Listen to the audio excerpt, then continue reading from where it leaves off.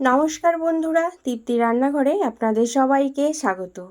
আমার ভিডিওটি যে যেখান থেকেই দেখছেন না কেন, আশা করি আপনারা সবাই খুব ভালো আছেন।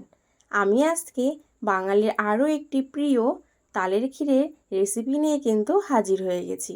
আপনারা তো অনেকেই অনেক ধরনের তালের ক্ষীরের রেসিপি খেয়েছেন। আজকে আমি যেভাবে তালের ক্ষীরের রেসিপিটা তৈরি করব, এইভাবে একবার বাড়িতে তৈরি করে খেয়ে দেখুন, এর স্বাদ কিন্তু দ্বিগুণ হয়। ভিডিওটি কিন্তু স্কিপ না করে পুরো ভিডিওটি কিন্তু দেখার অনুরোধ রইল। আমার চ্যানেলটি যারা এখনও সাবস্ক্রাইব করেননি তাদের কাছে অনুরোধ রইল চ্যানেলটি সাবস্ক্রাইব করার জন্য। ভিডিওটি যদি ভালো লেগে থাকে অবশ্যই কিন্তু একটা লাইক করতে ভুলবেন না।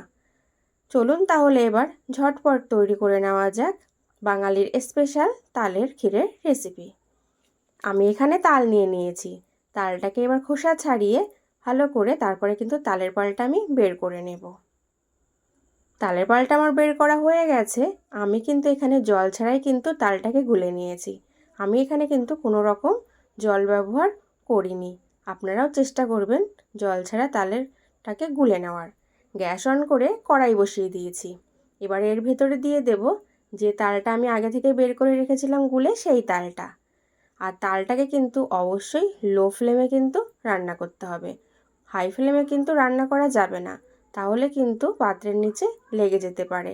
আর আমি যেভাবে এই যে নাড়াচাড়া করে তালটাকে জলটা শুকিয়ে নেব, আপনারাও চেষ্টা করবেন এইভাবে কিন্তু তালের জলটা শুকিয়ে নেওয়ার। আমি কিন্তু তালের ভিতর যেহেতু জল ব্যবহার করিনি, সেহেতু আমার কিন্তু বেশি সময় লাগবে না। খুবই অল্প সময়ের মধ্যেই কিন্তু তালের জলটা শুকিয়ে যাবে। আপনারাও কিন্তু চেষ্টা করবেন জল ছাড়াই তালটা গুলে নেওয়ার। এইদিকে আমি গ্যাস অন করে দুধ বসিয়ে দিচ্ছি, কারণ তালটা তো একটু শুকাতে সময় লাগবে। ঠিক তার মধ্যে আমার দুধটাও এদিকে জাল হয়ে যাবে। এবার দুধটাকে আমি হাই ফ্লেমে কিন্তু ভালো করে কিন্তু জাল করে নেব। দুধটা দেখুন ফুটে উঠেছে। এবারে আমি গ্যাসের ফ্লেমটাকে কমিয়ে এর ভেতরে দিয়ে দেব আমি আমুল দুধ। আর অবশ্যই কিন্তু এখানে আমুল দুধটা ব্যবহার করবেন। আমুল দুধ দিলে কিন্তু তালের ক্ষীরটা খেতে কিন্তু দারুণ লাগে। এবার দুধটাকে আমি ভালো করে কিন্তু গুলে নেব, যাতে কোনো রকম জমাট বেঁধে না থাকে। এইদিকে আমার তালের জলটাও কিন্তু পুরোপুরি শুকিয়ে গেছে। এবার যে দুধটা আমি আগে থেকে জাল করে রেখেছিলাম, সেই দুধটাই আমি এবার এর ভেতরে দিয়ে দেব। আর দিয়ে দেব চিনি। চিনিটা কিন্তু আপনারা আপনাদের পছন্দ অনুযায়ী কম বেশি করে নিতে পারেন।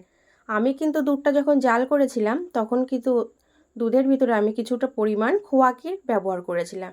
সেই ভিডিওটা আপনাদের দেখানো হয়নি, স্কিপ করে গেছে।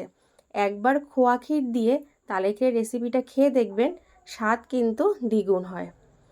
যদি আপনাদের মনে ইচ্ছে হয় আপনারা খোয়া ক্ষীর দিতে পারেন, যদি না ইচ্ছে হয় নাও দিতে পারেন। কিন্তু তবুও বলবো যে একবার খোয়া ক্ষীর দিয়ে তালের রেসিপিটা মানে ক্ষীরের রেসিপিটা খেয়ে দেখুন, আশা করি সবার কিন্তু ভালো লাগবে। আমি কিন্তু এখানে কোনো রকম নারকেল কোড়া ব্যবহার করিনি। আপনারা চাইলে নারকেল কোড়াটা ব্যবহার করতেই পারেন। চিনিটা গলে দেখুন অনেকটা কিন্তু জল বেরিয়ে গেছে। এবারে কিন্তু জলটাকে কিন্তু পুরো ভালোভাবে কিন্তু শুকিয়ে নিতে হবে। আর অবশ্যই কিন্তু আমি যেভাবে নাড়াচাড়া করে জলটা শুকিয়ে নিচ্ছি সেইভাবে কিন্তু শুকিয়ে নিতে হবে। আর এই কাজটা কিন্তু করার সময় তাড়াহুড়ো করা যাবে না। লো ফ্লেমে কিন্তু এই জলটাকে পুরো শুকিয়ে নিতে হবে। আর যদি এটাকে হাই ফ্লেমে শুকানো হয় তাহলে কিন্তু এটা পাত্রের নিচে লেগে যেতে পারে। জলটা আমার শুকিয়ে গেছে, দিয়ে দিলাম সামান্য একটু লবণ আর কিশমিশ কাজু বাদাম। লবণটা দিলে মিষ্টির ব্যালেন্সটা কিন্তু ঠিকঠাক হয়, ঠিক সেই কারণে কিন্তু সামান্য একটু লবণ ব্যবহার করতে হবে। এবারে কিশমিশ আর লবণটাকে ভালো করে মিশিয়ে নিয়ে গ্যাসের ফ্লেমটা কিন্তু বন্ধ করে দিতে হবে। ঠান্ডা হয়ে গেলে কিন্তু এটা আরও অনেকটাই গাঢ় হয়ে যাবে। তাহলে আমি কি করে রেসিপিটা তৈরি করলাম সেটা তো আপনারা অবশ্যই লক্ষ্য করেছেন। আপনারাও এইভাবে বাড়িতে তালের ক্ষীরের রেসিপি করে খেয়ে দেখুন আর পরিবেশন করে দেখুন। আশা করি সবার কিন্তু খুব ভালো লাগবে। আর সামনেই তো জন্মাষ্টমী, এইভাবে বানিয়ে গোপুসোনাদেরও কিন্তু ভোগ হিসাবে নিবেদন করতে পারেন। ধন্যবাদ।